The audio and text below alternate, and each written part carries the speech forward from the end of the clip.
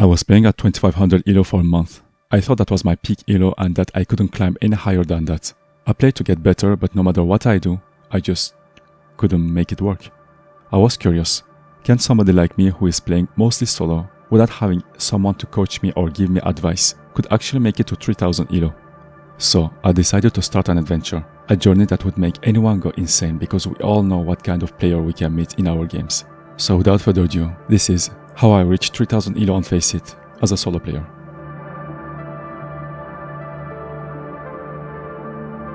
The journey starts the very first day with me sitting at 2762 ELO. The next day I have a minus 100 ELO. The day after that, minus 200 ELO. Minus 300 ELO in 3 days, yeah.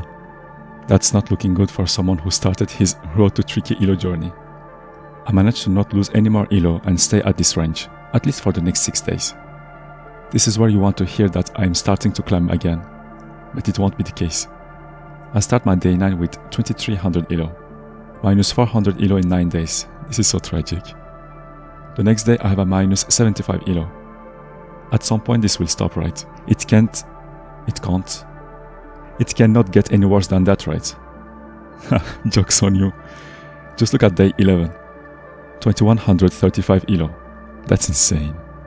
The very next day I do my warm-up again as usual, leaving the yesterdays behind.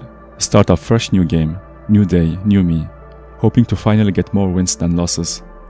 And psych. The 12th day starts with me sitting at 2000 ELO. On the insanity scale, I think we already reached the roof.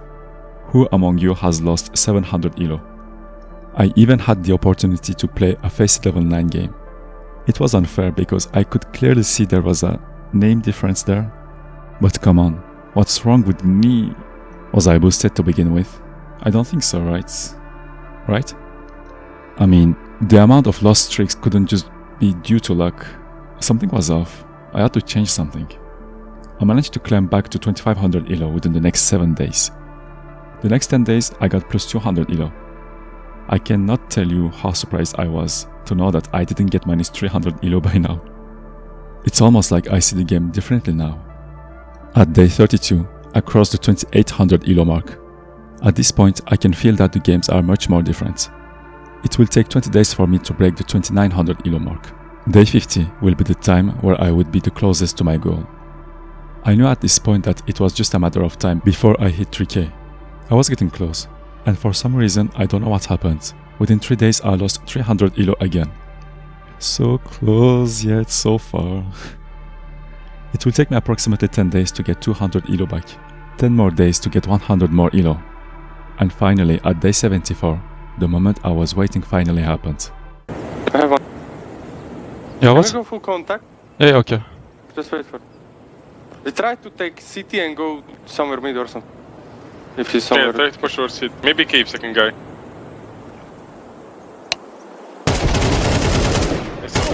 We have more. Grenade out. Throwing fire. That's Let's what do it. I'm throwing smoke. You got this, bro.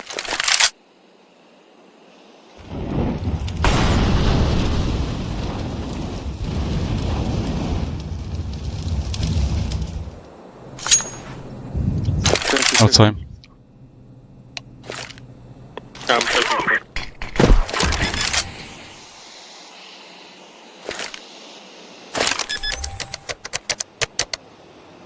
Has been planted.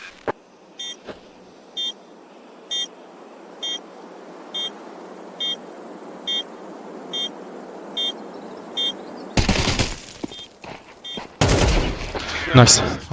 3k ELO. 3k ELO finally. Finally 3k ELO. I finally reached 3k ELO. I never thought that a solo player could achieve 3000 ELO to begin with. I knew some could, but I wasn't sure I would have the patience to do that. We all know how solo queue can be madness sometimes. You would have more chances to lose than to win unless you drop 30 frags every game and have 2 KD plus. Let's talk about my stats then, although I wish I would dodge this part. At the time I finished my grind, I have an astonishing 1.08 KD overall, with 14 frags on average. I have 0.8 KD for my last 20 games. not the best, I know. My win rate remains at 50%. I will not justify my stats, but allow me to say this. This just shows that you don't need to be the next big talent in order to climb the solo queue ladder. All the games have been played on the free version of Faceit, meaning that I was subject to play with 4 stacks and also against 5 stacks. And oh boy, the experience was different. Throughout this journey, I learned about the game, I learned about the community, but more importantly, I learned about myself. This sounds cliché, but whatever. What do I mean by that? Well, going from 2700 ELO to 2000 ELO, I'm not going to lie, but a minus 700 ELO in 12 days, you take a hit. Since nothing was given, I had to earn it and prove to myself one more time that I can start all over again, and I can rebuild myself from the ground. Remember the words of this pro player. We'll leave the final words with you. Is there anything that you'd like to say to all of these wonderful fans in the arena and everybody at home? Man can be defeated, but not destroyed. Man can be defeated but never destroyed. I decided that I will live by those words. In order to avoid the same result, I needed a different equation, which means I had to change my game, my approach to the game, and also my attitude. The thing about changing your settings is that you may experience a sudden decrease in your overall skill sometime, but that can potentially allow you to break your skill ceiling, which means you can climb higher than where you were when you started. I started to notice that I was missing some shots that I would never miss. There are other settings that I changed and noticed immediate improvement without any side effect that would impact negatively my game. I don't usually change my settings, but I felt like I had to. I needed some answers to my questions anyway, so why not give a try at this point? Take one step back to risk to move 2 steps forward. So, what did I change? I changed some of my CS2 video settings. As you can see here, I enabled the player contrast, switched the HDR to quality, and the FSR to disabled or highest quality. I also enabled the low latency option. I was used to play everything looking disgustingly bad, so I didn't mind my game looking more pixelish. But I have to admit, those changes made my game have better visuals, which allowed me to spot the heads better. Enabling the low latency mode allowed me to avoid getting fragged behind the walls. I don't know how to explain this, but I felt like my game was more crisp after enabling it. The game felt more responsive to me. I know this is still something that's been discussed today. Shall I enable or disable the reflex low latency, but overall for my own experience, I have seen better results for me when I have this setting enabled. Changing my video settings helped, but that wasn't enough. I was still missing the shots I was not supposed to miss, and my sprays were good at close range but really bad at mid and long range fights. But OLOW, who sprays in long range fights? Yes, you're right. To this question I'd like to ask in return, who never sprayed in long range fights? At some point it's just something you can't control. In some duels, some fights, you will spray in long range. So I needed to optimize this part of my game. I looked at the crosshair of the pro players and I noticed that most of them use a small crosshair. Why is that? Let me adjust my current crosshair then. Instead of copying others' crosshair, I decided to get inspired from them. I reduced the size of my crosshair and decided to go for a try. This is the crosshair I played for the past year, and this is the crosshair I'm using for the past month. It kinda looks like the crosshair style one we had in CSGO that looks like a cross when you set the fixed gap to -5 or 6. And yeah, I realized that I aimed better that way. I cannot say objectively that smaller crosshairs are better, but I think I can speak for myself when I say that I felt my sprays connected better and my first bullet accuracy improved. But it still wasn't enough. I was getting there, but I was still struggling to get good results in another part of the game, tracking. My sensitivity needed some adjustments. I feel like the player models move faster in CS2 compared to CSGO. My 640 EDPI could handle it, but it has its limits in certain situations. When I looked at the average sensitivity of the pro players and it's around 800 EDPI, my sensitivity was on the lower edge. That also depends on the type of mouse you use, the type of mousepad and how you aim in general. Personally, I use mostly my arm and I use my wrist for precision aiming. I was comfortable with my sensitivity, but yeah, I feel like player models move even faster in CS2, and with my previous sensitivity, I was hitting the edge of my mousepad. I slightly increased my sensitivity by 0.05. I went from 640 EDPI to 680 EDPI. The change was minimal, but it was enough to have a positive impact to my game. I got more confident in my abilities to play. I had an easier time to turn around and I got more comfortable to play as an entry fragger. Since I play solo, sometimes I would just never hear any info from my teammates, so I had to change my radar settings in order to be more independent of my teammates. I unzoomed the map to the point where I can see 90% of it. That way I can simply get the infos I want without necessarily asking my teammates. It's very useful and I recommend it. I will put my radar settings in the video's description below. I also changed something else, but I don't know if I should mention it, but whatever, I will say it anyway. So my issue is that I grip my mouse with a lot of strength, and it would slip sometimes. So I added grips. It's just a preference thing. I feel like it allows me to aim better. To summarize, I changed my video settings, my crosshair, my sensitivity, my radar, the grips. Everything is ready for me to shoot better. Now I can't miss right?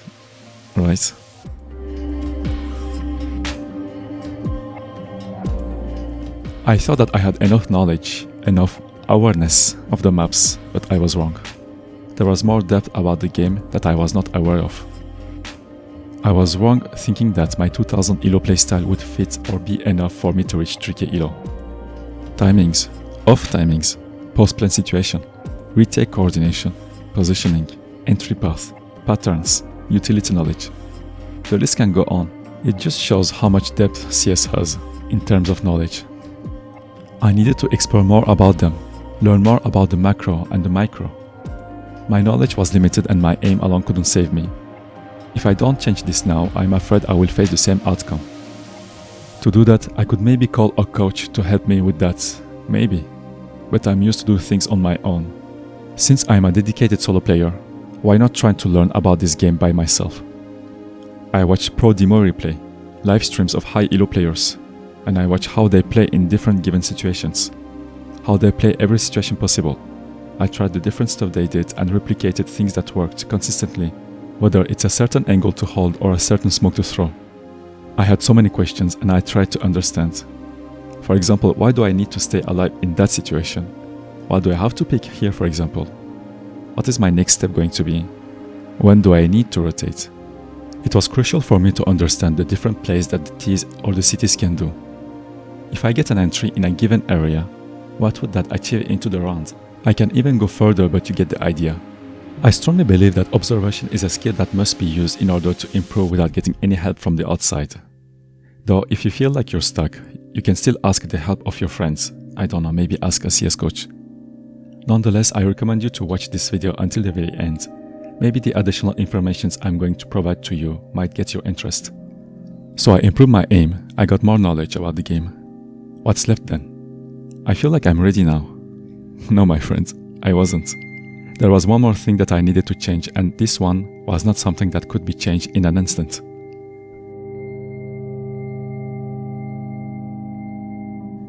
I happened to get tilted, just like everybody else out there.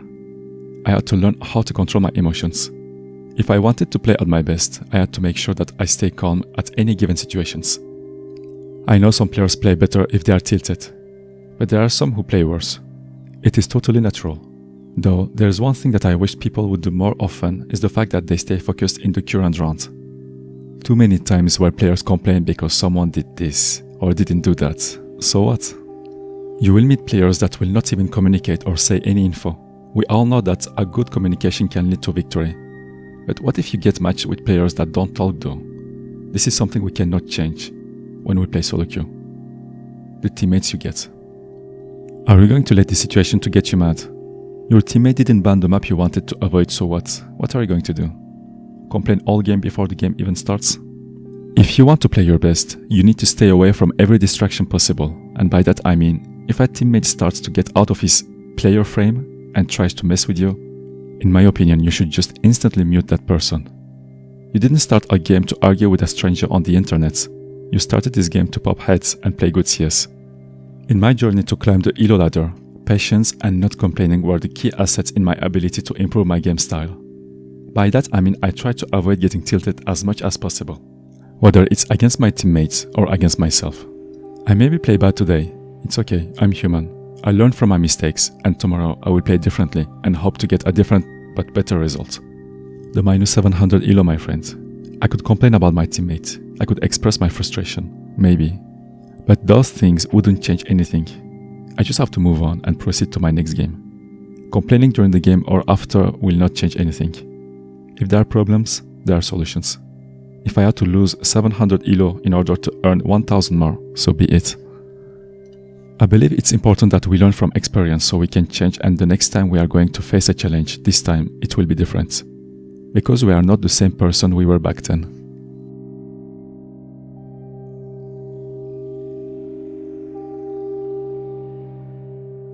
This is a question that I have been asked a lot on my live streams. What's the difference between 2.5k and the 3k player? Or how to get out of 2.3k ELO? I already made a video about the tools that I use to climb from face level 8 to face level 10 that I recommend you to check here if you haven't already. From level 8 to level 10, it's mostly about having a good aim. Win my duels more in general. From 2k to 2.5k ELO, I needed to improve my hit accuracy. I had to learn more about the map, but also about the game mechanics. Learning different angles, get more knowledge about my positioning on the map. Playing more as a team instead of doing unnecessary solo picks. Learning about when do I need to make a play, when do I need to play passive, and so on. I think it's just a little bit sad that there are some 2.5k ELO players who are totally able to reach 3k but are hard stuck in this ELO because they start to lose their patience and their frame. For some reason you are winning 6-1 and someone loses it because it didn't go as he wanted. Because of the attitude of some people, you all lose your focus. This also happens during overtimes. 2.8k ELO is the range where you meet 2.5k ELO players that have gone through a win streak and 3k ELO players that have gone through a loss streak. This is a great opportunity to use your observation skill in order to learn about what works and what does not work. Even if you're still spectating, use this opportunity to watch how your teammate positions himself or the way he picks. It can teach you what you should do or what you should not do. As for the 3k ELO players, they manage their utility more efficiently, have more on-point timings, hit their first bullet more often, and are more accurate, communicate more, and usually their communication is beyond your average experience. Understand the map macro better, and the list goes on. This is where you start to play with professional players also.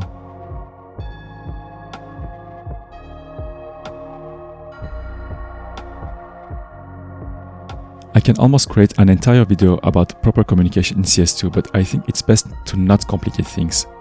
Here is a list of rules that I created and that I also believe they are the most adapted for solo queue players, although those advices can be applied to pre-meds as well. 1. A good information is something that follows this given formula, a number and a location. For example, 1 mid and 1 A is a good information. 3 CT long is also a good information. At the beginning of the round, if let's say you say B, what am I supposed to understand from that? Are they rushing B? Is it only one? Are they outside? Or is it still tunnels? 2. Shouting at your teammates. Do you seriously believe that this will help you to get better results? 3. Never ask why. Why did you do this? Why did you do that? It's totally pointless to me. It will not change anything. Whatever happens, happens. Your teammate pushed or picked when he should have not, but he did anyway. Nothing can do. 4. Saying an info based on assumptions. Do not do that. Don't assume things when you didn't gather all the information possible. Don't say it's A or it's B without having collected all the information to confirm that call. Don't say he's coming from short or long or CT if you're not sure yourself. You will lose your teammate's trust and also they will just hate you. Let your teammate decide by himself. Say only what you see. Those are the most basic rules to follow. Of course, it's possible to enhance the gaming experience by providing better communication, but at least for now, I think this is enough.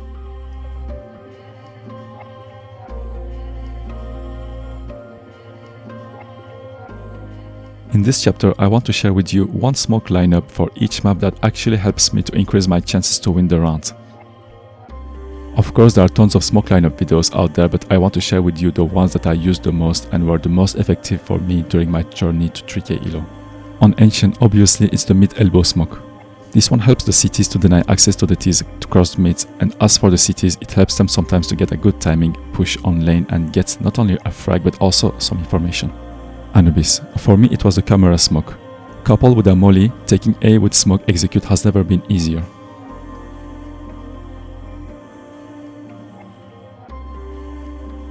Dust you.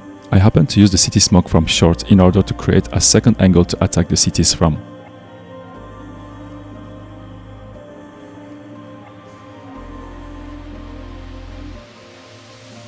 Inferno. Although I never used it, I should have learned that lineup. Better late than never, right? I believe that this smoke for city spawn makes the difference.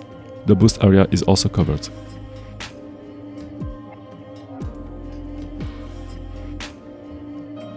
Mirage. The insta window smoke obviously. I will just show you one lineup, but there are many others to know. You can also check out this video where I show you the best smoke lineup to do for your smokes A strat. Nuke.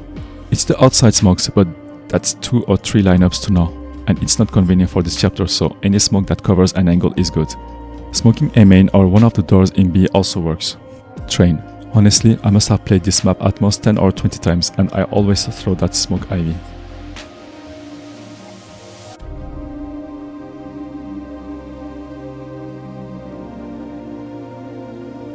Ancient. As a city player, if you lose long, it's going to be really difficult to retake B-site. I believe it's really important in your solo queue games that you stay alive B long and make sure to not allow the Ts to take this area if they push B. Anubis. As a T player, if you get smoked mid by the CTs, do not be afraid to shoot through so you don't lose one of your teammates because a CT decided to peek from window. Dust you. As a T player, if you hear 2 incendiary nades or 2 H nades coming from the CTs long, that means their strong zone is long. This should leave you some room to take short as a team. If you lose an area, you have to get the other one. Inferno. 5-7s and Tech 9s are really strong on this map, holy sh. Mirage. As a T player, going B on pistol run usually works well. Nuke. As a T player, rushing A in pistol runs usually works well. Train. As a CT player, if you have the best spawn for connector or B site, just push the lower B with a flash to get info and the first frag.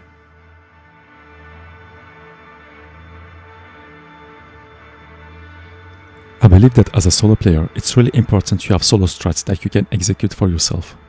This is why I shared some of mine where you can get some inspiration from. Something I learned from those solo strats is the fact that what works in 2K might not work in 3K ELO. The players are more aware of the different possibilities. Solo players, you will often play the positions that are the most boring, the least impactful ones, or even left out on your island without necessarily having teammates to play around you. You might not even receive some crucial information that could make the difference, but there's nothing we can do for that. We cannot force people to talk or speak. We cannot force people to do something if they themselves are not ready to do so. It is how it is. Sometimes you will get yelled at, sometimes you will get baited. People will talk about your ELO, your stats, whatever. People always talk to say irrelevant stuff.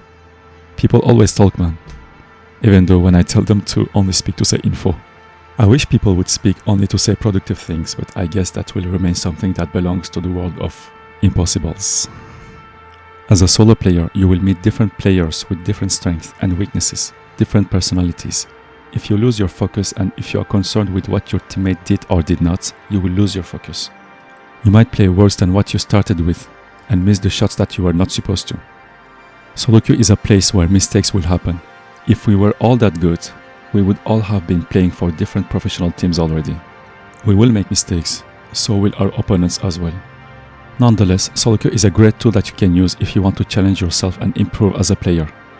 The odds are not on your side and you don't get to choose your teammates. However, the upside of that is the fact that you can develop another skill, your adaptability. When needed, you have to be an entry fragger. When needed, you will have to lurk because the 3 stack you play with are already doing great work on the other side of the map. Sometimes you will have to play support so your aim stars can shine and have a good game. By playing all the different roles, you will understand the importance of each one. You will start to become a more complete player.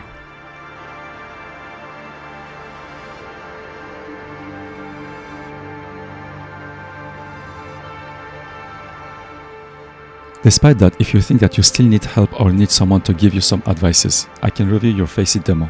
I will not ask anything in return, and that demo may be subject to be released on my YouTube channel. Just follow the instructions in the description below and make sure to join our Discord server for that. I never reached 3K before, but it is something that I wanted badly as a player. I was just curious. If I give my all, train properly, improve my game settings, my game knowledge, and also change my attitude, would I be able to get the result I want? I guess I can say that I finally got my answer. Does this change anything in my life? Not necessarily. All I learned is that my determination and my will can't create magic. So if you watched this video so far, drop a sun or a moon emoji in the comment section below so I know who watched the whole video. Also, I'd like to welcome you to join my live streams. I mostly play CS, but you never know, maybe a horror game at some point it can happen. In the meantime, shout out to all the viewers that have been supporting my channel since the very beginning to this day. All this was possible thanks to your support. I will not forget. Now, it's your turn. So, what's next? I wonder, can I reach 30,000 in Premiere? I wonder, can I reach 3.5k ELO on Faceit?